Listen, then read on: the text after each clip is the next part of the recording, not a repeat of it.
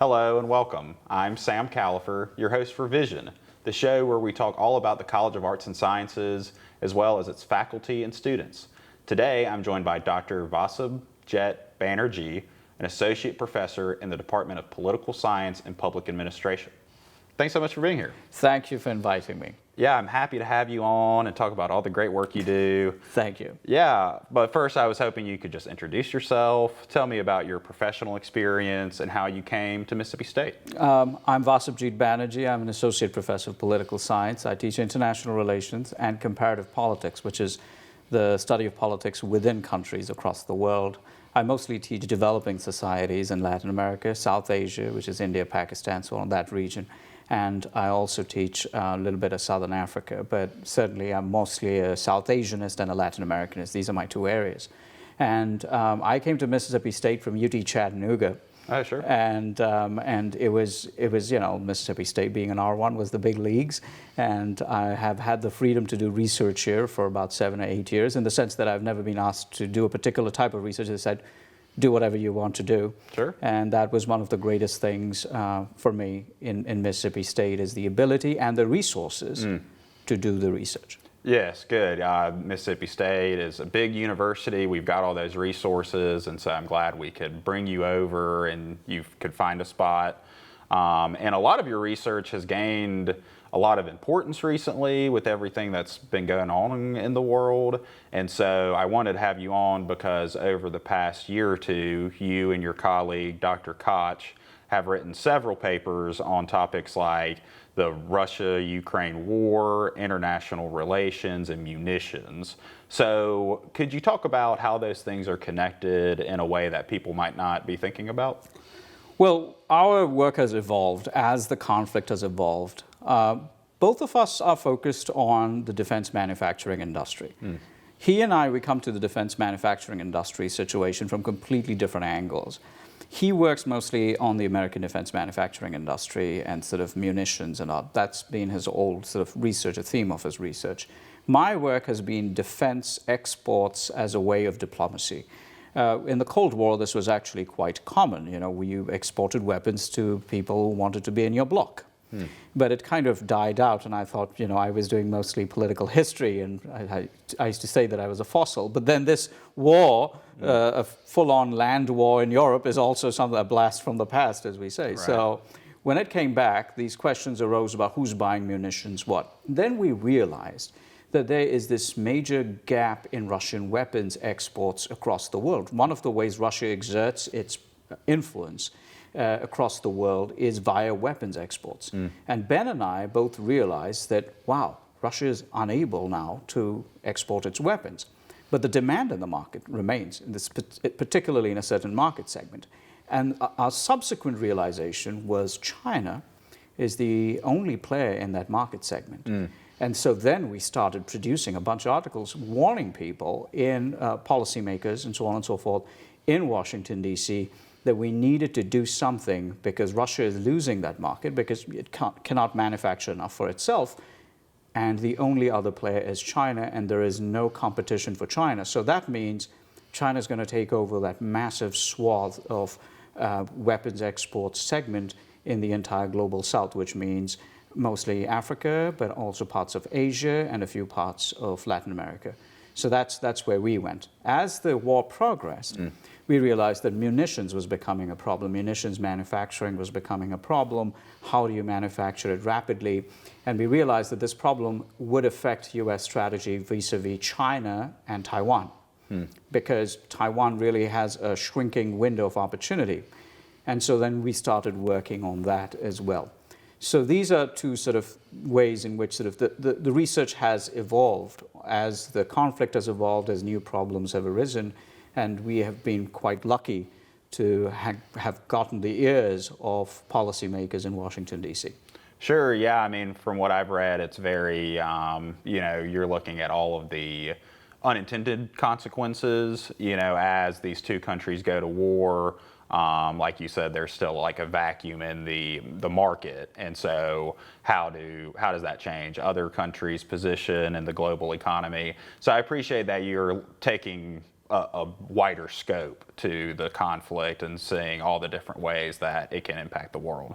So we're talking about a couple different articles here. I want to read them off.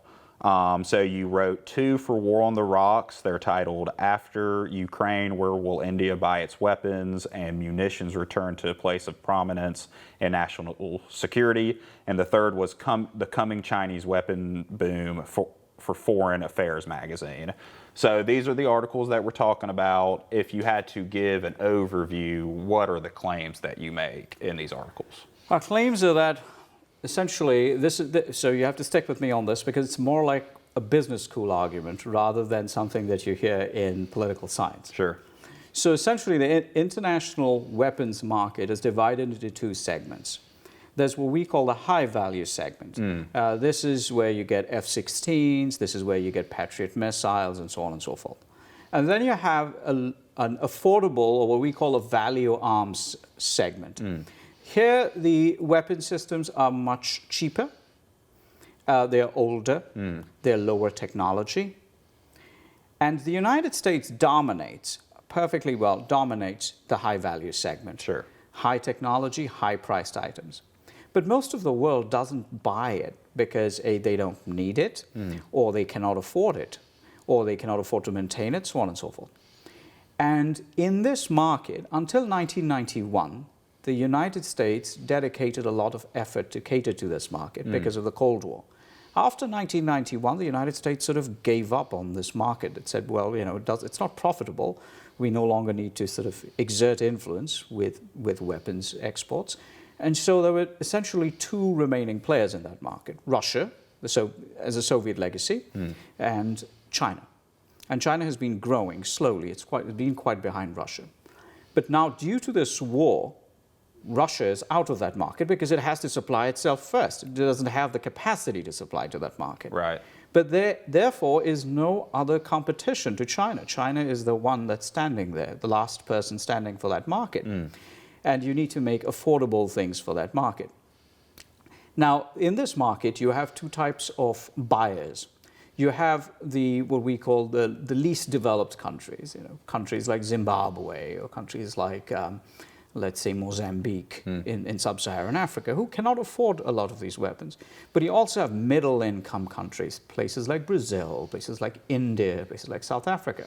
Now, Brazil and South Africa have been buying mostly Western weapon systems, NATO weapon systems, be they French or American or so on and so forth.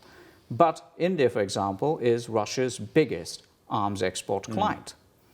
And where would India buy its weapons from if Russia is gone and Russia cannot supply weapons in any quantity? But India has an ongoing border conflict with China. So what we're trying to focus on is multiple, as you said quite well, unintended consequences of this situation.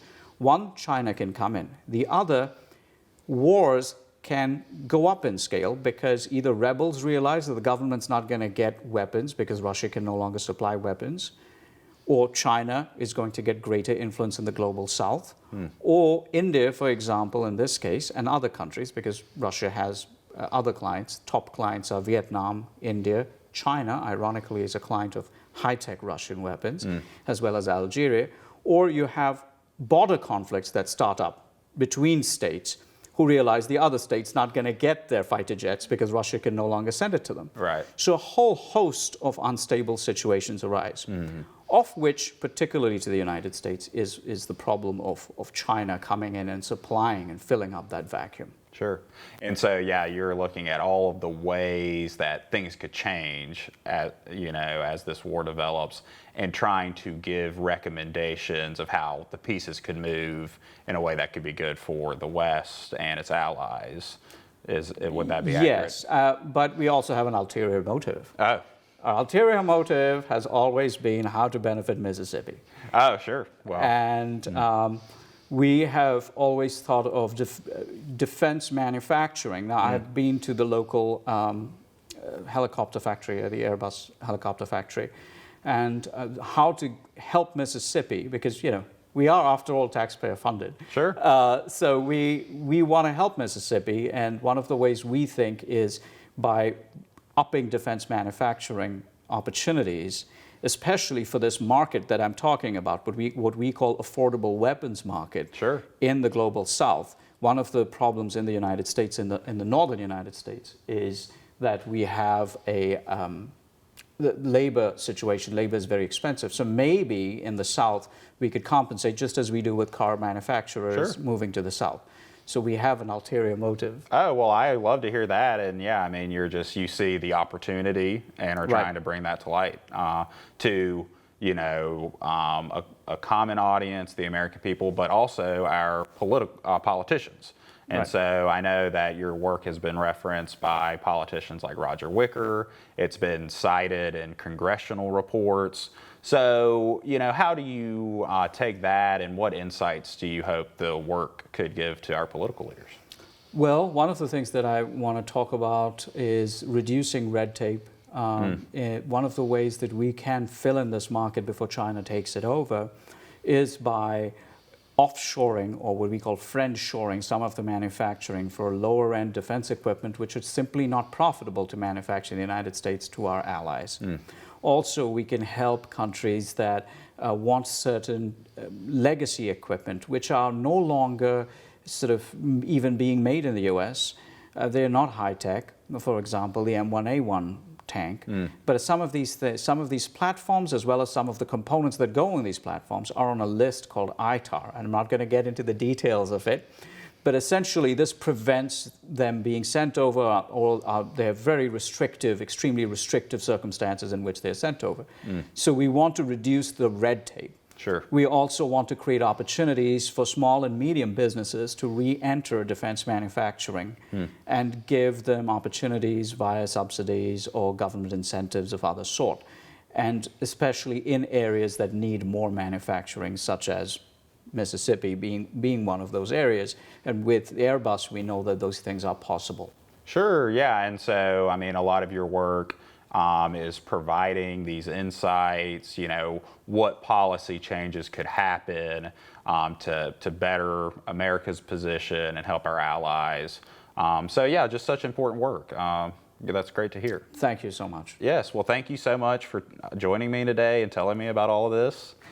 Thank you. Yes. And thank you for having me over. Yeah, thank you. And thank you all for tuning in to this episode of Vision. We'll see you next time.